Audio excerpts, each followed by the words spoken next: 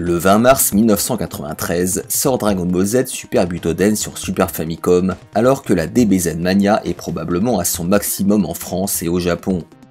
À cette époque, l'arc Cell vient à peine de se clore en manga, et dans nos contrées nous en étions probablement encore à la fin de l'arc Freezer. C'est ainsi que la jaquette elle-même constituait un énorme spoiler pour les fans que nous étions. Et avec mon ami, nous nous demandions qui pouvait bien être ce personnage étrange à côté de Goku. C'est en plein été, alors retranché dans la maison de mes grands-parents, que j'ai reçu cet exemplaire de Super Butoden. Sans possibilité d'y jouer et donc la bave aux lèvres en contemplant ces superbes artworks et tentant de comprendre le système de jeu décrit en japonais. Après un jeu de rôle totalement obscur pour nous petits français, Bandai récidivait avec un genre beaucoup plus accessible, le VS Fighting. Pour un premier essai, ce ne fut ni un coup de maître, ni une catastrophe. Juste un jeu moyen qui surfait admirablement sur la vague des BZ. C'est dans ce numéro de Console Plus que j'avais découvert le titre. Testé sur 5 pages, Super Butoden avait divisé la rédaction du magazine. Pas de problème, cette cartouche dispose de tous les ingrédients des bons beat'em all. Tout d'abord, elle reprend les personnages célèbres du dessin animé, ce qui ne manquera pas d'enflammer l'imagination des plus jeunes. Les possibilités de déplacement et de combat sont d'une richesse rarement atteinte, mais ce sont les coups spéciaux qui retiennent le plus l'attention. Ils sont très variés et souvent impressionnants à voir et à entendre. Lovely, moi j'adore ce jeu, n'en déplaise à Spirit et Banana-san. Dragon Ball Z 2 m'a complètement transporté de joie. Je commençais à me lasser de Street Fighter 2 quand est apparu cet excellent beat'em all. Il renouvelle totalement le genre et pour cette raison il vaut largement les 5 pages que nous lui consacrons.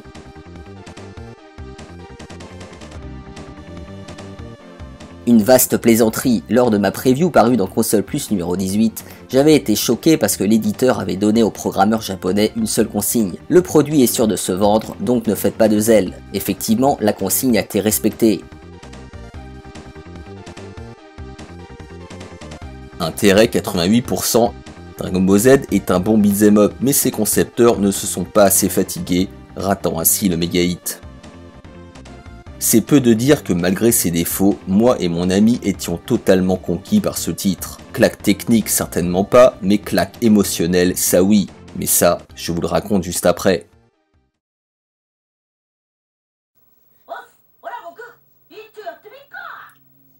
Ah là là, cette voix digite qui résonne encore dans ma tête de longues années après avoir découvert ce super Butoden. Je me souviens encore parfaitement quand j'ai inséré ce jeu la première fois dans ma console. Ça devait être littéralement 20 ou 30 secondes après être sorti de la voiture, après je sais pas combien d'heures de voyage. Bref, allez, on va sélectionner le mode histoire. Et voilà, le combat démarre tout de suite avec le premier adversaire qui n'est autre que Piccolo, alias Petit Cœur. Voilà, donc les contrôles sont hyper rigides dans ce premier Butoden. Voilà, malgré quand même un nombre important d'innovations, il faut le noter. Ah. Attendez, je vais essayer quand même de lui enlever un petit peu de points de vie. Donc on pouvait dasher avec L et R. Ah, il m'énerve lui. On pouvait également aller dans les airs, comme vous le voyez. Donc tout ça, c'était nouveau hein, à l'époque, hein, il faut le noter quand même. Allez, on va le finir avec un petit Kamehameha. Voilà, donc ce Kamehameha que j'ai dû mettre, je ne sais pas, mais des semaines et des semaines à pouvoir sortir. Donc en fait, pour vous expliquer, ce jeu avec mon ami, donc j'y jouais quasiment qu'avec mon pote hein, à ce jeu. Au début, on y a joué en fait de façon très très simple, sans les manips, sans les coups spéciaux.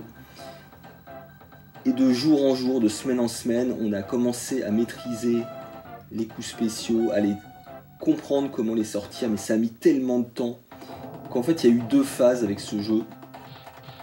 Il y a eu la phase, on va dire, superficielle. Et puis il y a eu la deuxième phase où on a redécouvert littéralement le jeu. Et on a compris tout son potentiel. Oh. Voilà. Alors là il va me... Donc là on peut également... Hop, normalement le renvoyer. Non, j'ai raté. Vous avez la possibilité de renvoyer aussi les super attaques avec une manipulation. Et même si aujourd'hui ça paraît très simple de faire des demi-cercles. Tiens. Sans ta gueule. Faire des demi-cercles à l'époque, c'était... Et surtout pour un enfant, c'était très difficile. Voilà, donc qu'est-ce que je peux dire d'autre? Sinon, il y avait, après ce qui était aussi marquant avec ce jeu, c'était les terrains de combat qui étaient assez vastes. Et ça vraiment, ça peut faire sourire, mais ça marchait. Et je me souviens encore du sentiment de liberté que ça procurait. Et ça, c'était vraiment inédit. On n'avait pas l'habitude de ça.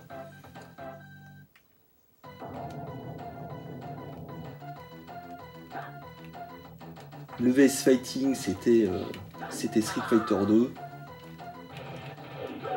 Et là, on combattait dans des arènes gigantesques. Enfin, en tout cas, c'est l'impression qu'on avait à l'époque.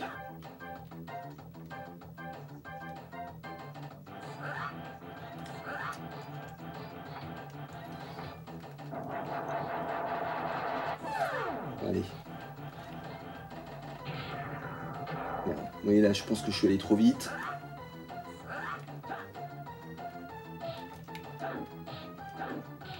Je vous cache pas que j'ai oublié les coups spéciaux, hein, donc je vais pas forcément très bien jouer. Donc on peut dire que ce premier épisode posait les bases de sa suite, qui sera évidemment supérieure. Hein. D'ailleurs, pour information, je crois que sa suite, c'est le jeu qui a dû coûter le plus cher à mes parents sur Super Famicom, parce que je crois qu'il avait payé 890 francs en import, je crois. Enfin, c'était juste de la folie. Voilà, donc même si la suite est meilleure, je dois dire que j'ai un affect particulier avec celui-ci. Nostalgie oblige. C'est fou parce que malgré ces graphismes en carton, on était vraiment à fond dedans. Et voilà, mais c'est fou de voir à quel point la passion pour la série nous avait aveuglés. Allez. Et donc le scénario qui était très brièvement présenté dans cet épisode, il n'y avait même pas de cutscene. Et comme je le disais en intro, avec ce jeu, on découvrait aussi des passages inédits en France, puisque je peux me tromper, mais je pense qu'en France, on devait être à peu près au début de l'Arc-Cell. Je ne sais plus exactement. Et donc on découvrait des personnages comme Perfect Cell. Je crois même que Trunk, on ne l'avait pas encore découvert. Et donc tout ça, c'était très intriguant pour nous. Et ça rajoutait du mystère à ce jeu. Voilà. On va s'arrêter là. Donc un jeu moyen, certes, mais qui a marqué mon enfance et mon expérience vidéoludique. Voilà. Allez, à plus.